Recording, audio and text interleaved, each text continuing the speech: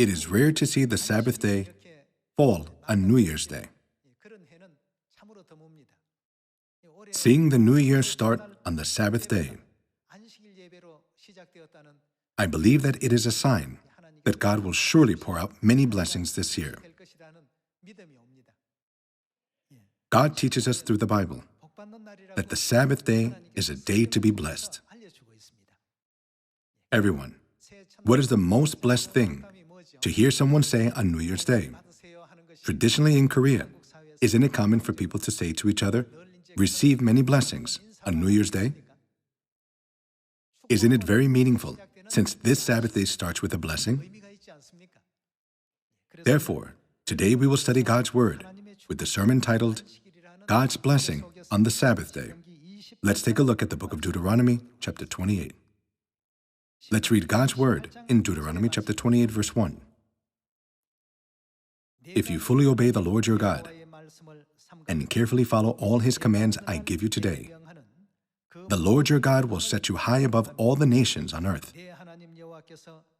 All these blessings will come upon you and accompany you if you obey the Lord your God. Verse 3. You will be blessed in the city and blessed in the country. The fruit of your womb will be blessed, and the crops of your land, and the young of your livestock, the calves of your herds, and the lambs of your flocks. Your basket and your kneading trough will be blessed. You will be blessed when you come in, and blessed when you go out. The Lord will grant that the enemies who rise up against you will be defeated before you. They will come at you from one direction, but flee from you in seven. The Lord will send a blessing on your barns and on everything you put your hand to. The Lord your God will bless you in the land He is giving you. The Lord will establish you as His holy people, as He promised you on oath, if you keep the commands of the Lord your God and walk in His ways. Then all the peoples on earth will see that you are called by the name of the Lord, and they will fear you. This is not all. Let's move on to verse 13. The Lord will make you. What will the Lord make you? The head, not the tail. If you pay attention to the commands of the Lord your God that I give you this day, and carefully follow them, you will always be at the top, never at the bottom. Do not turn aside from any of the commands I give you today, to the right or to the left, following other gods and serving them. Ultimately, if we do what is written in Deuteronomy chapter 28, God will surely allow us to live a blessed life. You will be blessed when you come in, and blessed when you go out. The fruit of your womb will be blessed, and your kneading trough will be blessed. A life of obedience to God's Word is the key to bring the greatest blessing and happiness into our lives. I ask you once again to please engrave these words on your hearts today. Through the book of Genesis, we can understand that the Sabbath day, which we are keeping today, is a day God appointed to bless us. People say that if something joyful happens on the first day of the year, joyful things will happen throughout the year. And if something sad happens on the first day of the year, sad things happen throughout the year. Although this is not coming from God, it makes me think God must have let this year start on the Sabbath day so that God's blessing can follow all the children of Zion throughout the year 2022. We may be blessed when we come in and when we go out. This providence of God must be hidden in appointing the Sabbath day on New Year's Day. This thought came to my mind while preparing God's Word to deliver for today's worship. Let's see which day God appointed as the Sabbath and how God commanded us to keep it. Let's read from the book of Genesis, chapter 2, verse 1. Let's read God's Word in chapter 2, verse 1. Thus the heavens and the earth were completed in all their vast array. By the seventh day God had finished the work he had been doing. So on the seventh day he rested from all his work. Here, we can see two words stand out: the seventh day and rest. For 6 days God created mankind and all creation, and then he rested on the seventh day. Because it was a day God rested, this day is called the Sabbath, which means to rest. Let's see what is the will of God contained in this day by going to verse 3. And God blessed the seventh day. What did God do on that day? God blessed that day, and he also made that day holy. And made it holy, because on it he rested from all the work of creating that he had done. This is what the Bible teaches us. According to what is written in the book of Genesis chapter 2, the seventh day has an incredibly special meaning. Everyone, doesn't your birthday have a special meaning? If you don't prepare a special meal for yourself on other days, don't you prepare at least one special dish on your birthday? On your birthday, the sun doesn't rise from the west and set in the south, does it?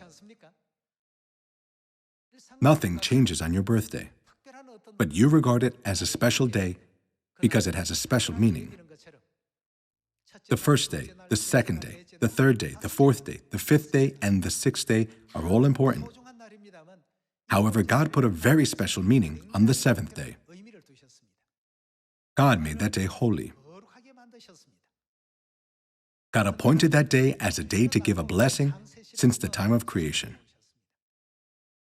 In the time of creation, God appointed this day as the Sabbath day for us to come to God, worship God, and receive a blessing from God.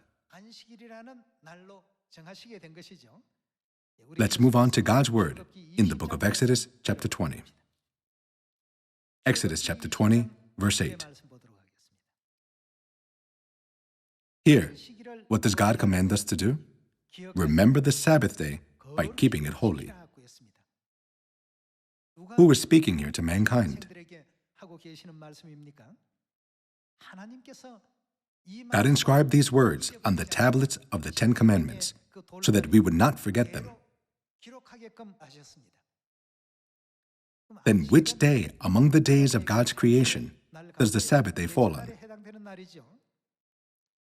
God said, remember the Sabbath day, which is the seventh day. What else did God command us to do on top of remembering this day? God commanded us to keep it holy. These are God's absolute words that show us that God appointed this day to bestow His blessing on all mankind. In order for blessings to overflow, where should we always dwell? We should dwell in God's Word. God's blessings come upon us when we obey and keep God's Word. Some may ask themselves, God said that this year would be a truly blessed year, yet why is it that my life is so tiring and weary?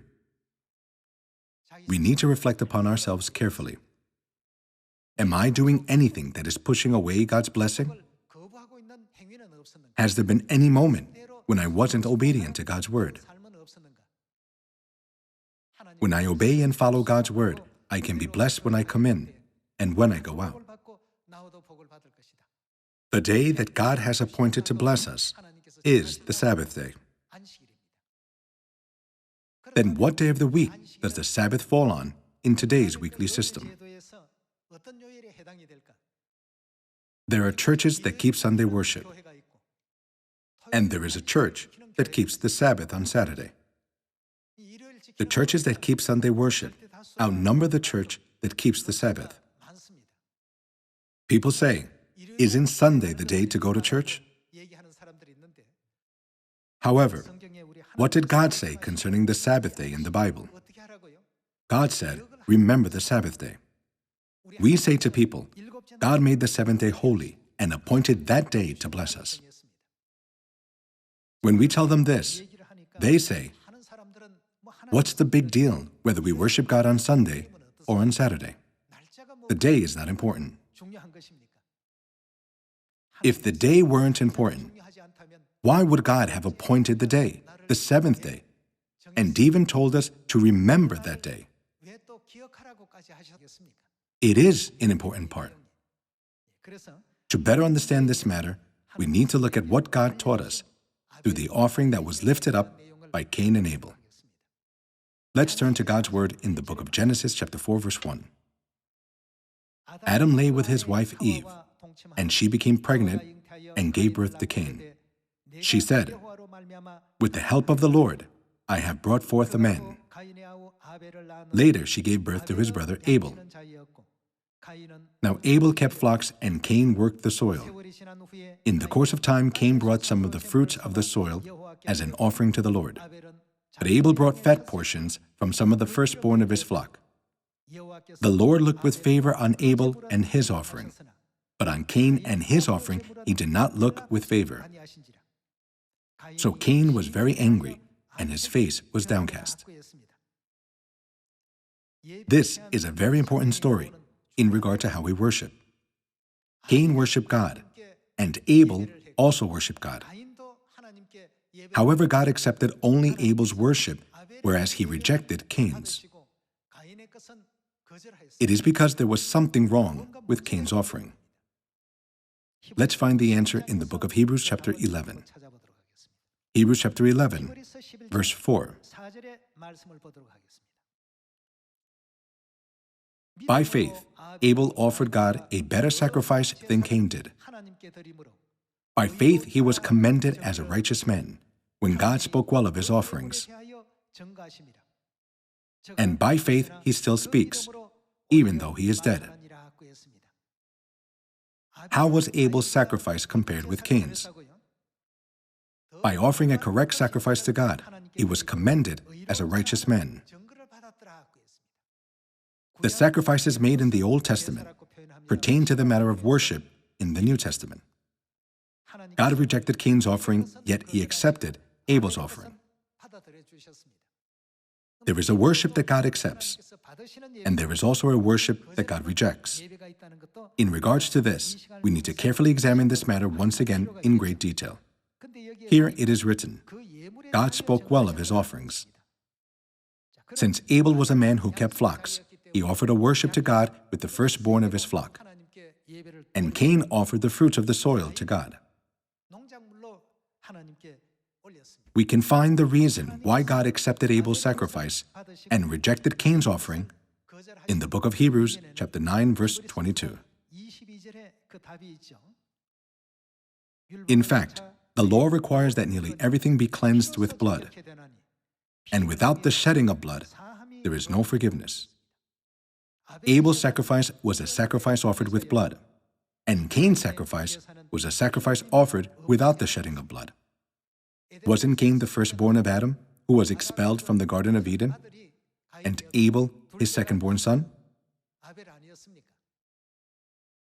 Since the forgiveness of sins could never be given without the shedding of blood, and the lost paradise could not be restored without the forgiveness of sins, God instructed Adam's two sons to offer a sacrifice with blood. Abel accepted it with an obedient heart and offered a sacrifice with blood to God. However, Cain, following his own opinion, offered God a sacrifice with the fruits of the soil. This is why God accepted Abel's sacrifice and rejected Cain's offering. Today, many churches that are as numerous as the sand on the seashore claim to worship God. However, God appointed the Sabbath day. God did not appoint any other day. Then shouldn't we be the ones who correctly find the Sabbath day and keep it? Let's read God's word from the book of Leviticus, chapter 10, verse 1. Aaron's sons, Nadab and Abihu, took their censers, put fire in them, and added incense. And they offered unauthorized fire before the Lord, contrary to his command. Verse 2. So fire came out from the presence of the Lord and consumed them, and they died before the Lord. Aaron's family was a family of priests. When Aaron's sons Nadab and Abihu, who were the priests, entered the tabernacle to worship God with unauthorized fire, fire came out from the presence of God and consumed them. Because of this, they died before the Lord. This clearly shows that a worship that is offered, not following the decrees, statutes, and laws of God, will not be accepted by God. Whenever the priest put fire in the censers and entered the tent of meeting, it had to be from the fire on the altar of burnt offering. However, the fire Nadab and Abihu took inside was not the fire from the altar of burnt offering. Thinking, it's the same fire, so what's the big deal? They took the fire from a different place with them and entered the tabernacle. As a result, fire came out and consumed them.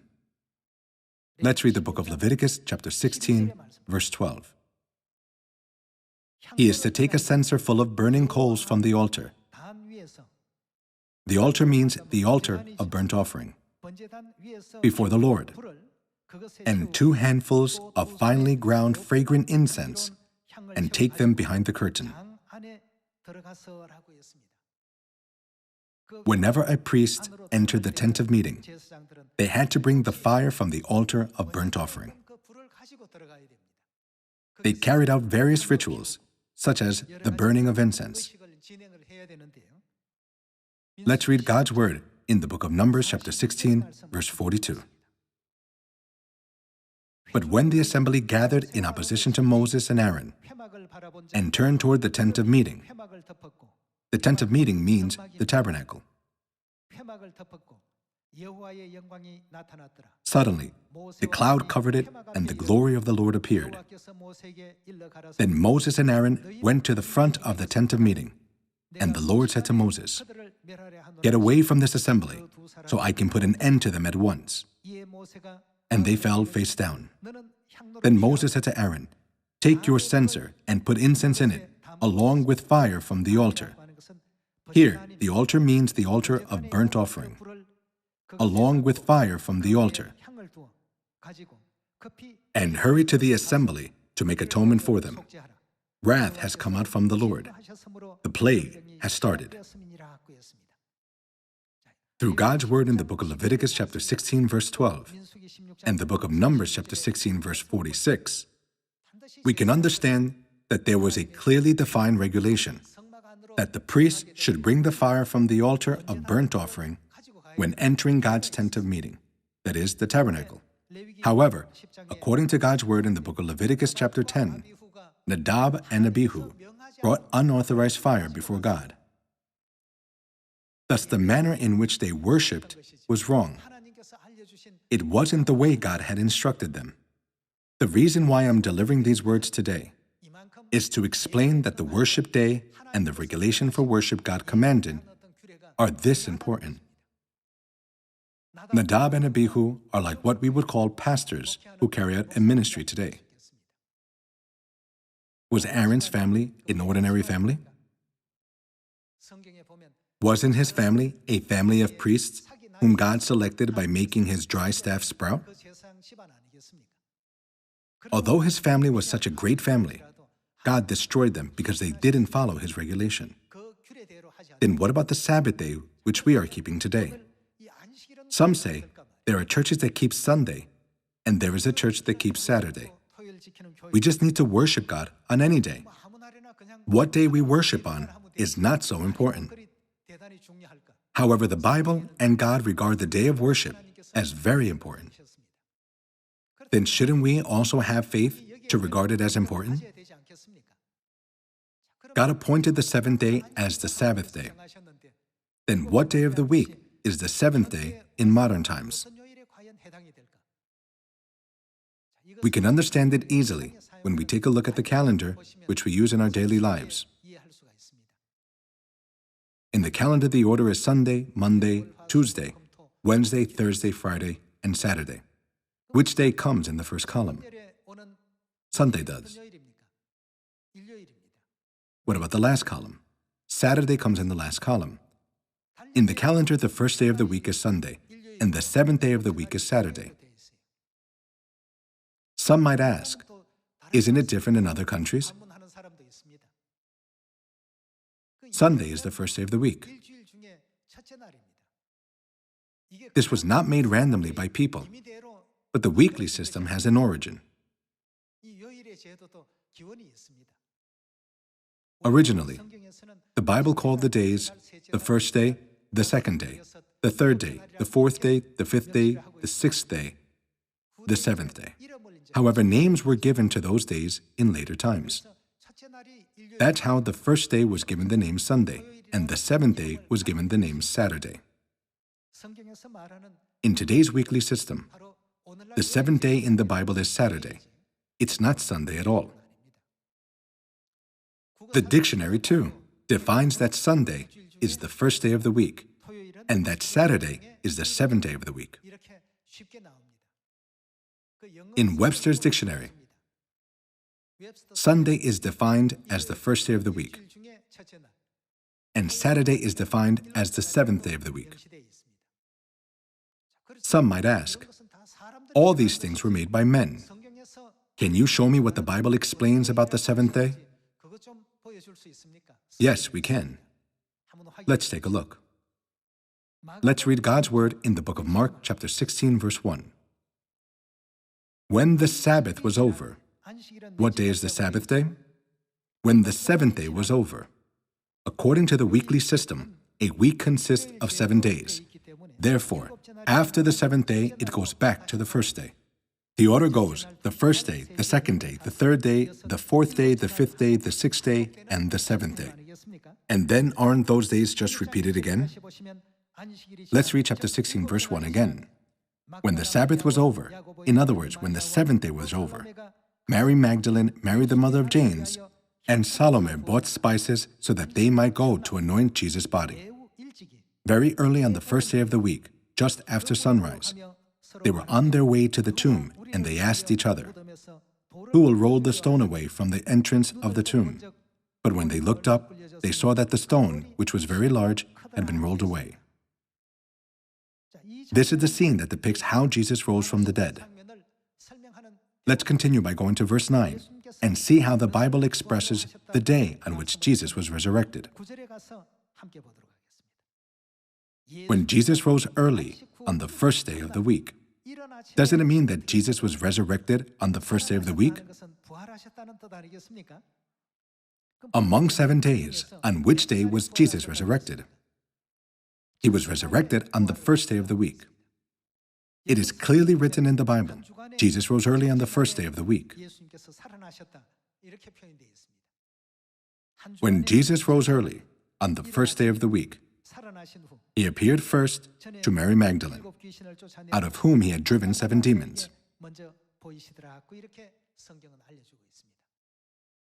Jesus was resurrected on the first day. He was not resurrected on the seventh day. Today it is common knowledge that Jesus was resurrected on Sunday.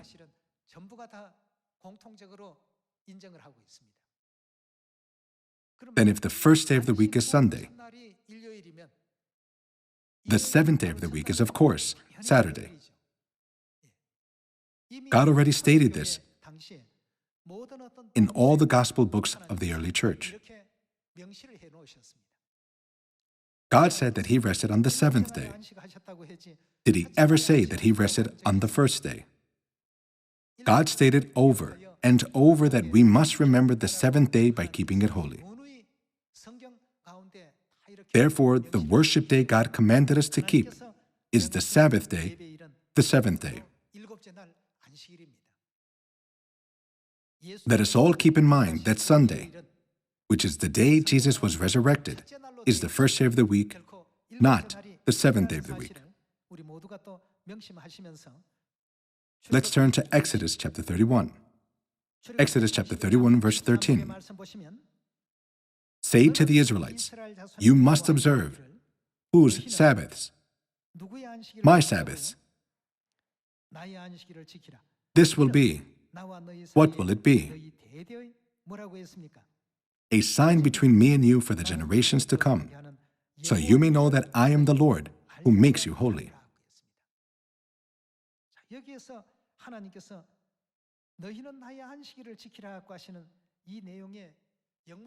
It is written, you must observe my Sabbaths.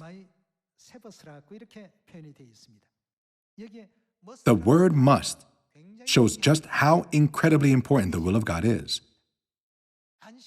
It means that the Sabbath day is God's regulation that we must keep. God proclaimed, this will be a sign between me and you. Those who keep the Sabbath day will become my people, and those who don't will not be my people. Let's read God's word in the book of Ezekiel chapter 20, verse 20. Keep my Sabbaths. How should we keep it? Holy, that they may be a sign between us. Then you will know that I am the Lord, your God. As is evident through the words written in the Bible, those who do not keep the Sabbath day cannot become God's people. Although Nadab and Abihu were priests, God destroyed them because they went to worship God with unauthorized fire. That is to say, with a different manner of sacrifice, which God didn't command. Cain offered a sacrifice with a different kind of offering which God had not commanded, because he thought to himself that it would be a better offering. However, God rejected his offering. We must find and restore the Sabbath day, which God commanded us to remember. The Bible teaches us that when we correctly find the truths of God, one by one, and dwell in the will of God, He will give us all many blessings through the Sabbath day. Some people might say, many churches keep Sunday worship. Can't the people who worship on that day in those churches also call unto God with their mouths and lips? Cain offered worship to God just like Abel did. However, he was rejected by God.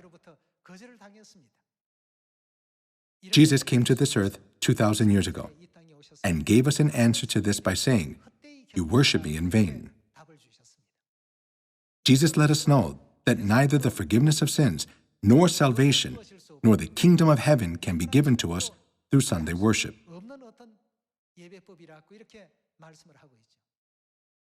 Let's go to God's word in the book of Luke chapter 4, verse 16. He went to Nazareth, where he had been brought up, and on the Sabbath day, where did he go into? He went into the synagogue, as was his custom, and he stood up to read. The scroll of the prophet Isaiah was handed to him.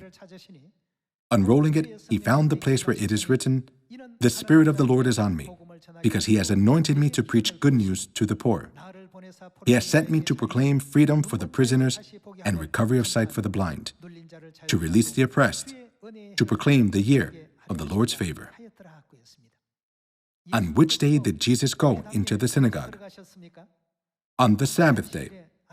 Whose custom was it to worship on the Sabbath day? It is recorded that it was Jesus' custom. Jesus even came to this earth in order to set an example for us on how we could remember the Sabbath day and keep it holy. It is so unfortunate that other days that are not the Sabbath day have been accepted as if they were the day to worship God. This really came into effect from around the year AD 321. The Roman Emperor Constantine proclaimed in AD 321, all judges, city people, and craftsmen shall rest on the venerable day of the sun. This is how the edict to rest on Sunday was issued. Mithraism, which was a religion to worship the sun god, was very prevalent in the Roman Empire. The day which the people offered worship to Mithra was on Sunday. As Sunday worship began to infiltrate Christianity, little by little. Ultimately, Christianity came to accept the practice of Sunday worship. Everyone, we did not appoint some random day as the day to worship God. It was God who appointed the day to worship Him. Let us study all the teachings of the Bible carefully and obey God's word until the day we enter the kingdom of heaven. I pray that God's blessing will come upon all our Zion family members throughout the year. Thank you very much.